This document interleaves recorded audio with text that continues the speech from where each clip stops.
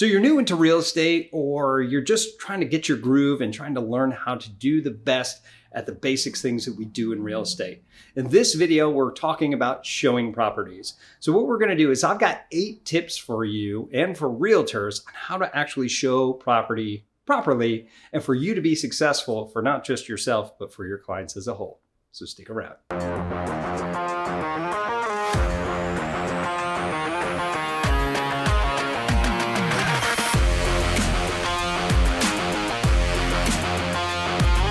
What's up, everybody? This is Tim Whittemore with eXp Realty and the Whittemore Group.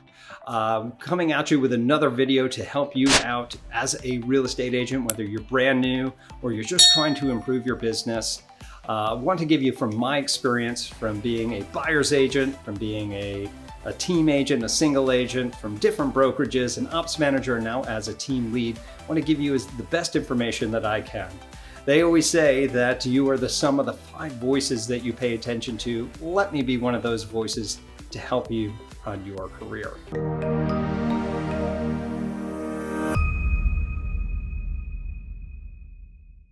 Let's go ahead and jump into this. What are some tips for realtors and how to show property?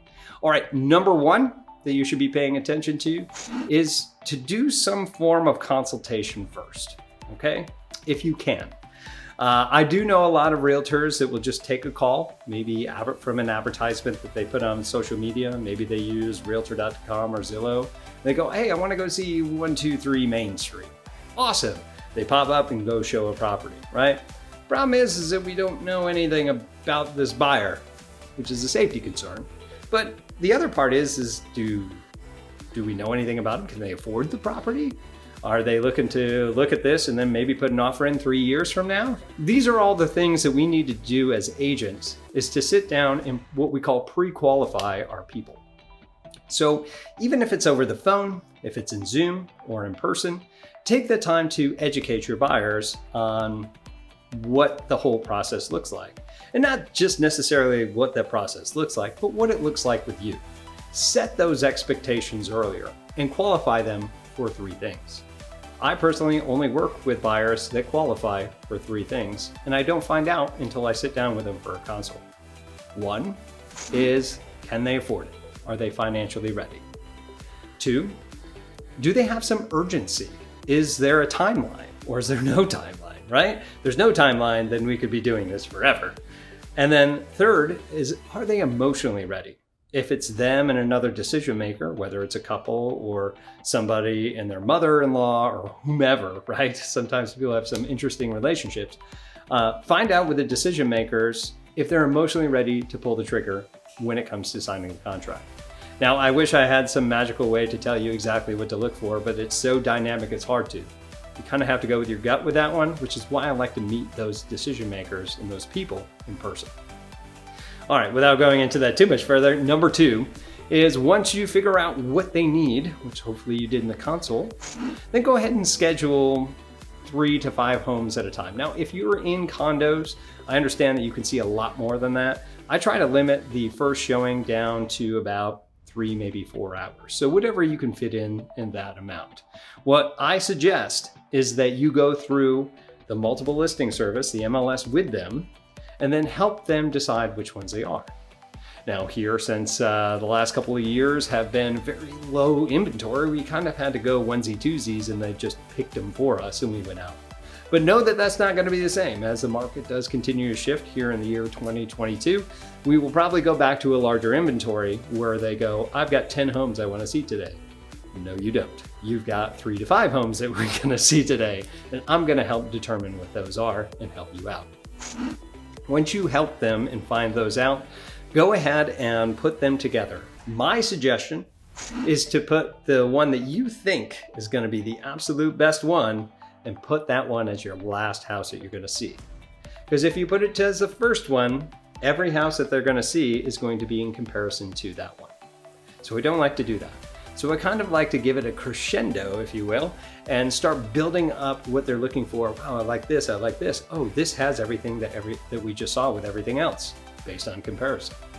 Oh, and you know that purchasing a house, making any major purchasing decision, people make an emotional decision first and then back it up with logic. So remember that.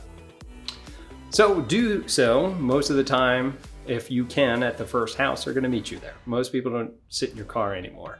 When you do, arrive early, get in there, turn on all the lights, turn down the AC or up the heat, depending upon what time of year that you're doing it, and open up all the blinds. Make everything as much natural light and looking in its best light as possible. No pun intended. All right, but do arrive early. Number 4 is when that person comes in, let them in first. There's something about that makes them feel special. And people won't necessarily remember what you said, they'll remember how you made them feel. So do those little things, make a big difference by simply opening the door and letting them in first. Okay, that does a big part of that. Again, if you haven't already, turn on all the lights and open up all the blinds. That's number 5. Number 6 is to let them walk around. I typically like them to do their own walk around. Now, if they're asking me and they need some direction, sure, I'll follow them around. But typically, I'm going to go over, turn on all the lights, let them kind of follow where I'm going. But I'm doing my own inspection while they're doing theirs. Now, after that, I typically will go to the kitchen or wherever the central room is that you would sit. And then I will ask them, because I usually have a printout. If you don't have a printout, you're using an iPad, something that you can type in or write in, depending. And then ask them, hey, what did you like? What did you dislike about this home? This is going to solidify what you did in the buyer's consult of asking them, hey, what were you looking for? Okay? In that buyer's consult, here's a little tip. Always set that expectation that we're never going to find 100% of what you're looking for. If we find something that's within 85 to 95% of what you tell me during the consult, then I'm going to tell you this is probably the one for you. Okay? So if you say that, they're already expecting that. So their likes or dislikes, because it changes from when they're sitting on Zoom and talking to you or sitting in your office or over the phone, it could change, and it typically does. What did you like and dislike about this property? And write it down. They love watching you write this stuff down, and I want to remember it. Once you do that, my biggest suggestion is number 8, is ask the obligating question. Here's what it is. Mr. and Mrs. Smith, if we don't find anything better than this today, is this something you would consider putting an offer in on? That's all you really have to say. And then shut up and see what they say. If it's a yes or a maybe, then just start labeling, if you've printed it out, 1 through 5 or 1 through 3, or how many homes or condos that you're showing. Go ahead and write those on there. That way we can start ranking them. Subsequent properties, do the same things that I just mentioned before. Ask them what they liked and disliked. Ask them, again, that obligating question. But at the end of that, be like, hey, did you like this better than the last one? Or is this one better?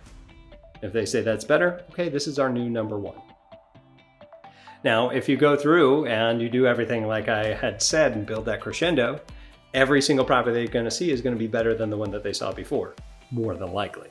But once you get to that last property, if you did your homework and it is the perfect one for them, the question is going to be, do you want to put an offer in on this?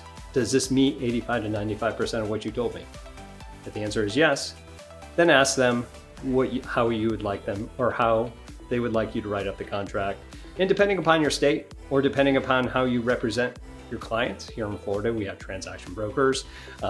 If you're a non-rep, or if you're a single agent, which most states are, then you can even give your opinion of, this is what I would offer. Actually, if you say that's what I would offer, then you're kind of out of the loop anyway, but that's kind of a gray area. But you may be able to go, here's what I suggest that you do as a single agent. Once you're able to do that, now you're getting to the offer, you're writing the offer, hopefully that same day that you went out and showed properties.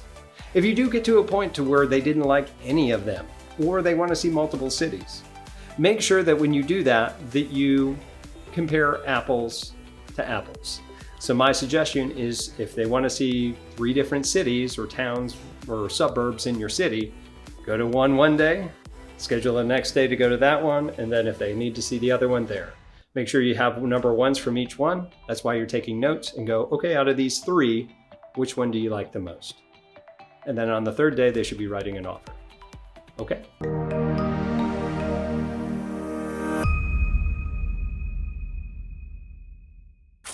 So those are my suggestions on tips for realtors on how to show property. If you have any questions for me, I'm more than happy to answer those. Please leave them here in the comments below. And if you are looking for some help, some mentorship, or just have some general questions around real estate, or considering joining our team here, if you're here locally here on the Emerald Coast, or EXP as a general, and want me as your mentor, I'm more than happy to help out as well.